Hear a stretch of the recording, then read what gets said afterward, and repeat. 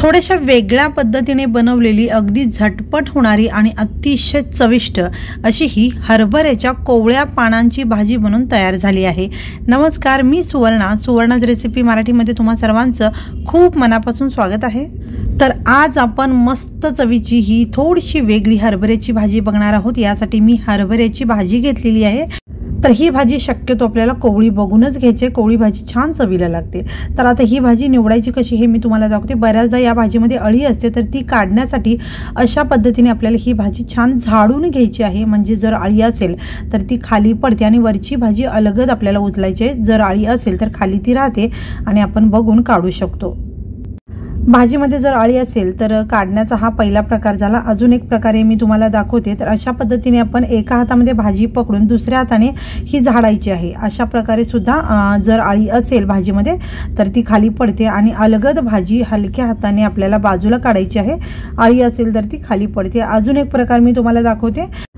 तर अशा प्रकारे थोडी थोडी भाजी घेऊन तुम्ही ही भाजी अशा पद्धतीने झाडून घेतला तरी ही अळी असेल तर खाली पडते आणि वरची भाजी आपल्याला अलगद अशी उचलून घ्यायची आहे। तर यापैकी कुठल्याही प्रकारे तुम्ही ही भाजी छान अशी झाडून घेऊ शकता आणि याच्यात जर अळी असेल तर ती काढून घेऊ शकता।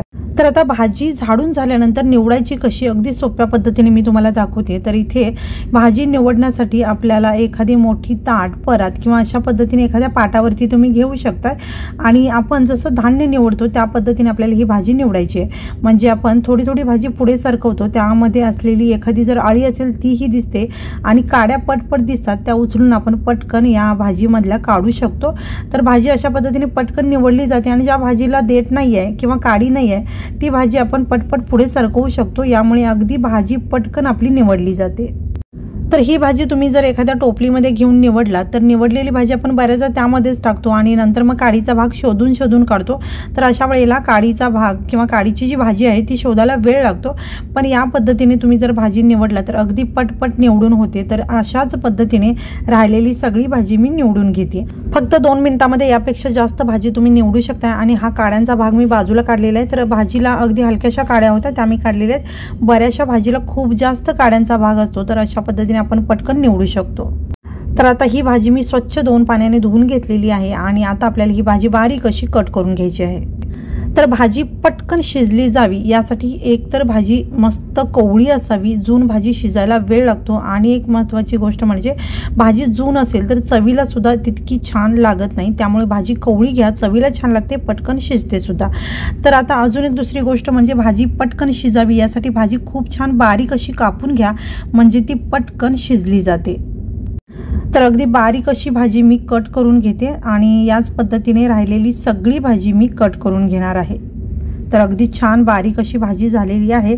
तर ही सगळी भाजी मी याच पद्धतीने कट करून घेतलेली आहे। एखाद्या ताटामध्ये आता आपल्याला ही काढून घ्यायची आहे आणि इतर साहित्य आपल्याला जे लागणार आहे त्यामध्ये एक कांदा मी बारीक चिरून घेतलेला आहे। 7 ते 8 लसणाच्या पाकळ्या बारीक कट करून घेतलेल्या तुम्ही ठेचून घेऊ शकता। त्याचबरोबर एक हिरवी मिरची मी बारीक चिरून घेतलेली आहे।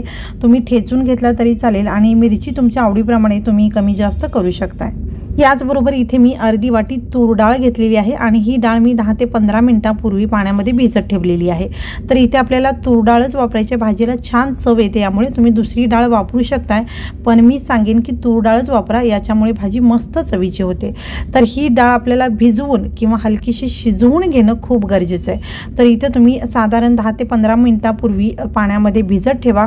भिजवायला विसरला असाल तर उकळत्या पाण्यामध्ये टाकून अगदी हलकीशी डाळ शिजवून घ्या, म्हणजे भाजीमध्ये ही डाळ छान मऊसूद अशी शिजली जाते। तर आता आपण भाजी बनवायला घेऊया। तर कढई गॅसवरती मी ठेवलेली आहे आणि यामध्ये मी 2 चमचे तेल टाकते।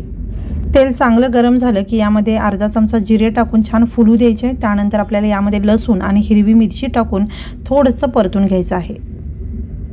तर इथे मी मगाशी सांगितल्याप्रमाणे मिरची तुम्हाला जर जास्त आवडत असेल तर जास्त टाकू शकता किंवा ठेचून टाकला तरीही चालू शकते। तर आता हलकंसं लसूण आणि मिरची परतून घेतल्यानंतर आपल्याला यामध्ये कांदा टाकायचा आहे आणि कांदा आपल्याला थोडासा मऊसर होईपर्यंत परतायचा आहे। कांदा आपल्याला खूप जास्त परतायचा नाही आहे किंवा अगदी लालसर सुद्धा करायचा नाही, हलकासा कांदा मऊसर झाला पाहिजे एवढाच कांदा आपल्याला परतून घ्यायचा आहे, कारण या भाजीमध्ये हा करकरीत कांदा खूप छान लागतो। तर आता हलकासा कांदा परतून झाल्यानंतर पाण्यामध्ये जी डाळ मी भिजत घातली होती ती डाळ पाण्यातून काढून आपण यामध्ये घालायची आहे आणि ही डाळ हलकीशी परतायची आहे। अगदी काही सेकंद आपल्याला ही डाळ या कांद्याबरोबर परतून घ्यायची आहे आणि यानंतर आपल्याला याच्यामध्ये जी आपण भाजी बारीक चिरून ठेवली होती ती सगळी भाजी यामध्ये घालायची आहे। तर ही भाजी छान कोवळी असावी आणि अगदी छान बारीक चिरलेली असावी, त्यामुळे भाजी पटकन शिजते आणि चवीला अगदी अप्रतिम लागते। जर तुमची भाजी जून असेल आणि अगदी तुम्ही ओबडधोबड चिरला असाल तर भाजी शिजायला वेळ लागतो आणि ती भाजी थोडीशी बेचव होऊ शकते। त्यामुळे शक्यतो कवळी भाजी घ्या आणि अगदी बारीक चिरून घ्या। तर इथे भाजी छान मिक्स करून झाल्यानंतर यामध्ये मी पाणी घालते। तर अगदी अर्धी वाटी पाणी यामध्ये मी टाकून छान असं मिक्स करून घेते। तर ही भाजी मी व्यवस्थित अशी मिक्स करून घेते आणि आता यामध्ये पाण्याचं प्रमाण मला थोडंसं कमी वाटत आहे, तर अजून थोडंसं पाणी यामध्ये मी घालणार आहे, कारण भाजी शिजायला थोडासा वेळ लागतो आणि भाजी छान मऊसूद व्हावी यासाठी आपल्याला पाणी थोडंसं सुरुवातीला जास्त घालावं लागतं। तर इथे मी अजून थोडंसं पाणी घातलेलं आहे आणि संपूर्ण मी 1 वाटी पाणी यामध्ये घातलेलं आहे। तर सुरुवातीला थोडंसं घातलं होतं आणि आता थोडंसं, तर 1 वाटी पाणी इथे मी घातलेलं आहे। तर आता याच्यामध्ये मी 1 छोटा चमचा खडे मीठ घालते। तुम्ही बारीक मीठ घालू शकताय आणि मीठ तुमच्या चवीनुसार कमी जास्त करू शकताय। तर आता हे पुन्हा एकदा छान असं मी मिक्स करून घेते। तर इथे आता गॅस जो आहे मी बारीक केलेला आहे आणि भाजी आता ही एकसारखी करून घेते आणि याच्यावरती आता आपण झाकण लावूया आणि बारीक गॅसवरती आपल्याला ही भाजी 5 ते 6 मिनिटे शिजवून घ्यायची आहे। तर भाजी जर कोवळी असेल तर कमी वेळात शिजते, भाजी जर जून असेल तर वेळ जास्त लागू शकतो। तर मध्ये मध्ये 2 ते 3 वेळा झाकण काढून भाजी छान ढवळून भाजी शिजली आहे का ते चेक करायचं आहे आणि जर पाणी कमी असेल तर पाणी आपण टाकू शकतो आणि पुन्हा झाकण लावून ही भाजी छान मऊसर होईपर्यंत आपल्याला शिजवून घ्यायची आहे। तर इथे 5 ते 6 मिनिटांनंतर मी भाजी चेक करते। मध्ये मी 1-2 वेळा झाकण काढून भाजी चेक केली होती। पाणी मी सुरुवातीला जास्त घातल्यामुळे यामध्ये पाणी घालायची मला गरज पडली नाही। तर इथे तुम्ही ही भाजी बघू शकता, डाळ छान मऊसर झाल्यासारखी दिसते, भाजी सुद्धा अगदी मऊसूद दिसते। तर आता ही भाजी आपण शिजली आहे का ते चेक करूयात। तर इथे भाजी मी छान अशी मिक्स करून घेतलेली आहे आणि आता ही भाजी आपण चेक करूयात। तर इथे डाळ बघू शकता तुम्ही अगदी मऊसूद झालेली आहे आणि इथे भाजी सुद्धा बघा अगदी छान मस्त शिजलेली आहे। तर ही भाजी आपली आता तयार झालेली आहे।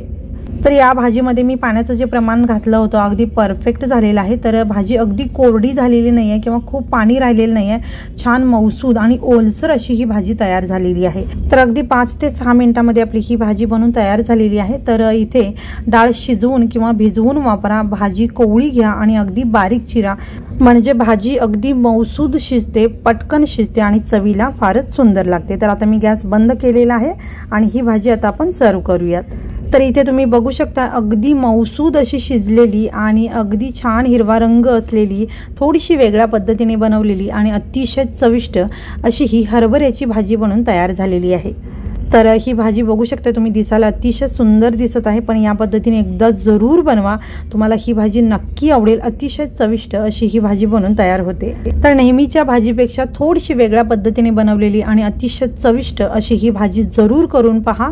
आणि तुम्हाला जर हा व्हिडिओ आवडला असेल तर व्हिडिओला लाईक करा, शेअर करा, चॅनलला सबस्क्राईब करून बेल आयकॉन जरूर दाबा आणि हा व्हिडिओ पाहिल्याबद्दल खूप धन्यवाद।